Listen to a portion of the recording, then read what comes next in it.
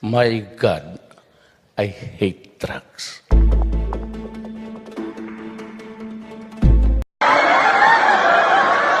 Dalaga ka. May asawa ka, kami nandito. Ang dalawa niya.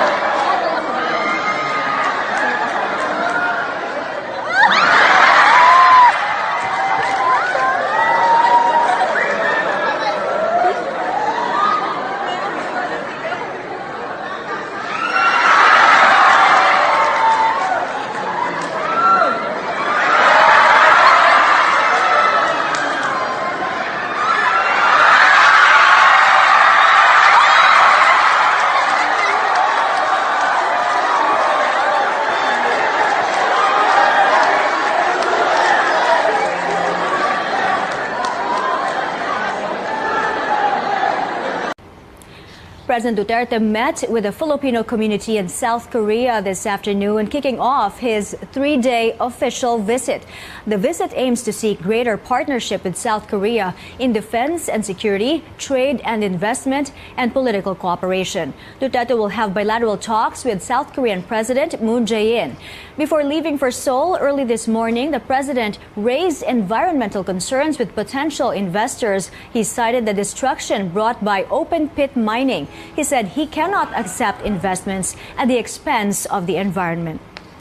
We welcome infrastructures, factories and all, but we must protect the environment. I want them also to see how the extent of the damage to the country, the interest of the country, have been, so that we can understand each other when we talk.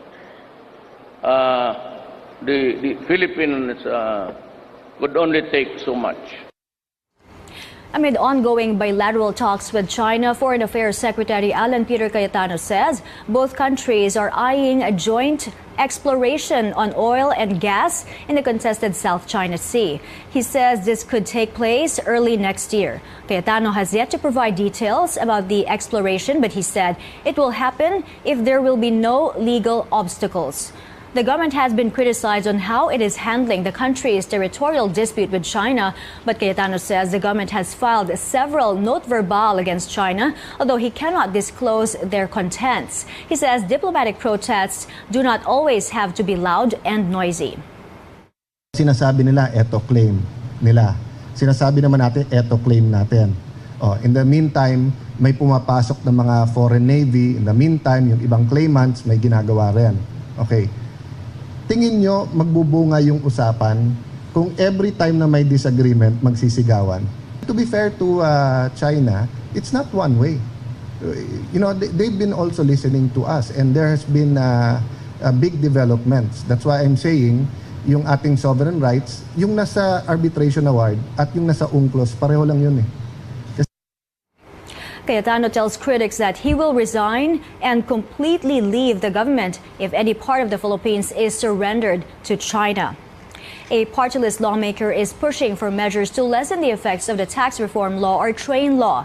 ACT Teachers Representative Antonio Tino says they filed a bill last May to repeal some provisions in the train law, including the hefty excise tax on fuel. He joins calls by labor unions to increase the minimum wage to help low-income earners cope with the train's impact.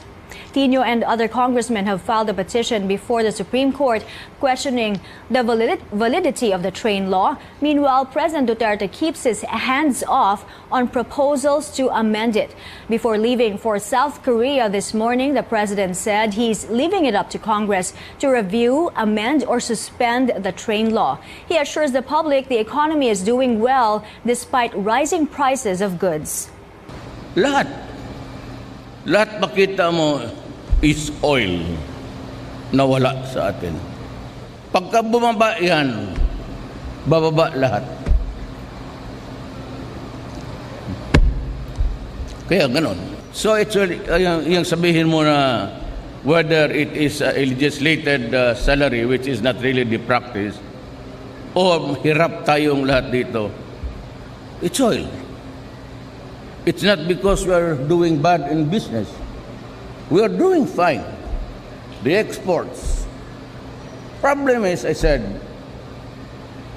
we have to buy oil to run everything, including to reach where you want to work.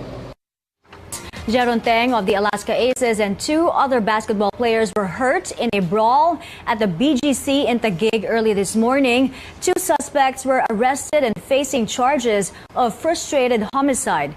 Rex Ramitio joins us from Taguig City. Rex, can you give us more details on this incident, and has the motive been established?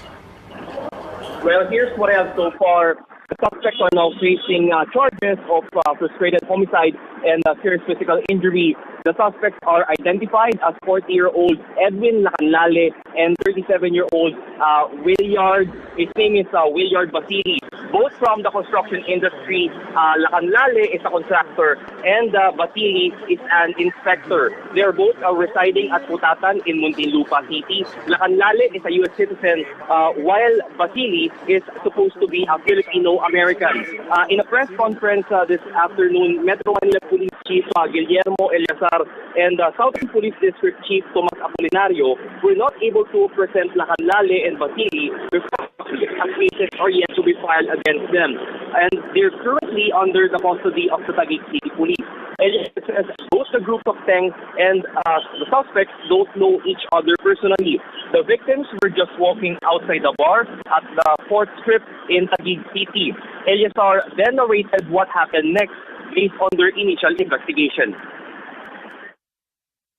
Situation. Itong mga basketball players in the fans na were nag-grenade daw, tinanong idol pero hindi napansin, tapos minura na itong suspect. So initially nung nakita natin, I asked the victims, si Norbert, at sabi niya allegedly yung parang binastos yung girlfriend, at pati sila rin sinabihan pa ng bitch or gago, something like that. Now we're going to show you the actual footage of the scuffle. Just a reminder, this is an actual footage that contains violence and viewer discretion is advised.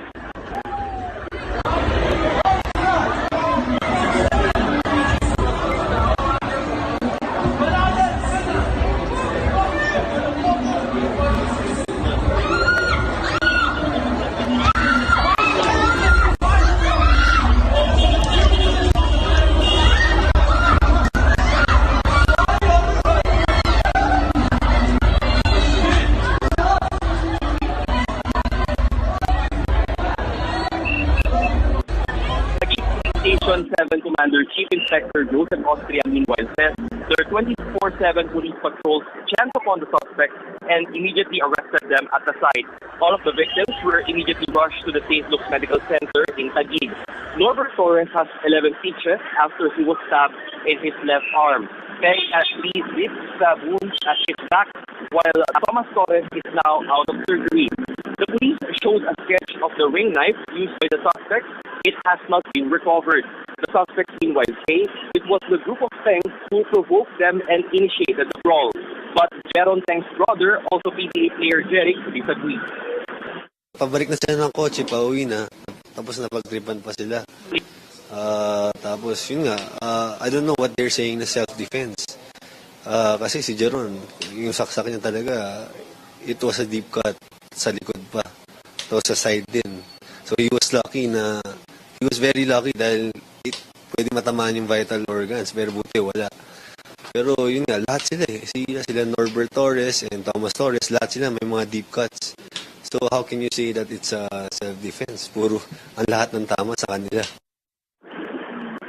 The Southern Police District meanwhile says that they will beef off the security in the area. They will coordinate with establishments to strengthen their security measures, their inspection measures, and they will also coordinate with the local government to further police the entire 4th Strip 24/7. Mike. Rex, based on this new footage that we're showing, it seems that there were many witnesses to that brawl. Has police established where did the weapon come from? I mean, who was holding it? And What type of weapon is it again, and who was holding that weapon? Well, basically, it was a ring knife. It's very small. Your palm is even bigger than that. And according to Southern Police District Chief Tomas Apolinario, it's really hard to be detected since it's really small. And on the witnesses, we have yet to see a witness that will surface and testify before the police. That's why they will still conduct further investigation to resolve the case in this matter. Mine.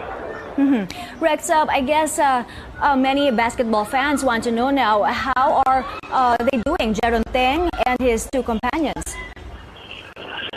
Well, so far, they're still recovering.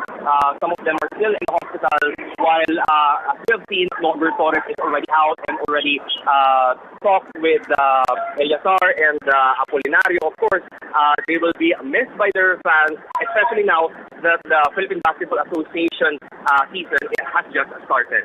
Mike. All right, thank you, Rex Demetrio, reporting to us from Taguig City.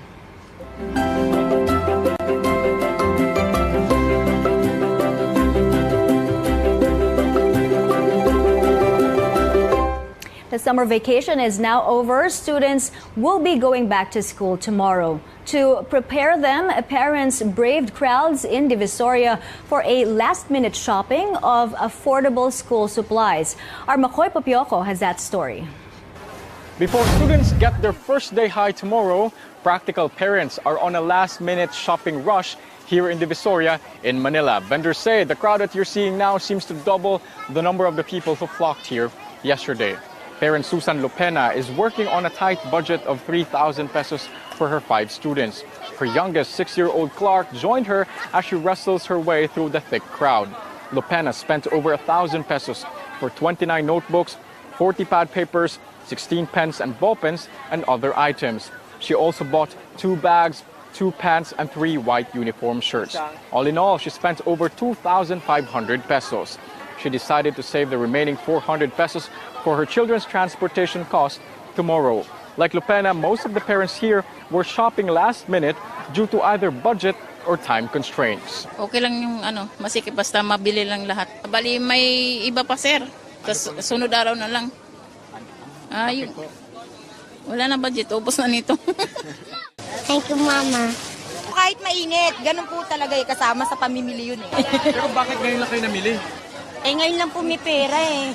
Ngayon lang po dumating yung last trip po. Ngayon lang po kasi nagbigay yung anak ko ng pera para sa mga apo ko. Okay naman po. Kasi hindi naman nagbago po yung presyo eh. Mula nung matumal hanggang matapos, ganun pa rin naman po yung presyo. Vendor Annalisa Nunag says the prices of commodities have remained the same since last year. Notebooks and pad paper cost at least 10 pesos each. Pens and ballpens start at 7 pesos per piece. For 150 pesos, one can buy a school bag or a pair of uniform pants or shorts. And for 100 pesos, one can buy a white uniform shirt or skirt. These prices are almost the same in every stall selling around the Divisoria complex. Here, prices of commodities are at least a peso cheaper than that in bigger malls. Trade and industry officials continue to remind Divisoria goers to check the labels, manufacturers, and other details of the items before buying to ensure quality and safety. Vendors here say they also do quality control before displaying their products. They also remind customers to inspect the products before paying for them. Vendors remind the public that they will strictly close their shops at 10 tonight. No more extension. So for those rushing to do their last-minute shopping, make sure to travel earlier tonight, as the roads surrounding this busy shopping district are getting more congested by the hour. Makoy Popioko, CNN Philippines.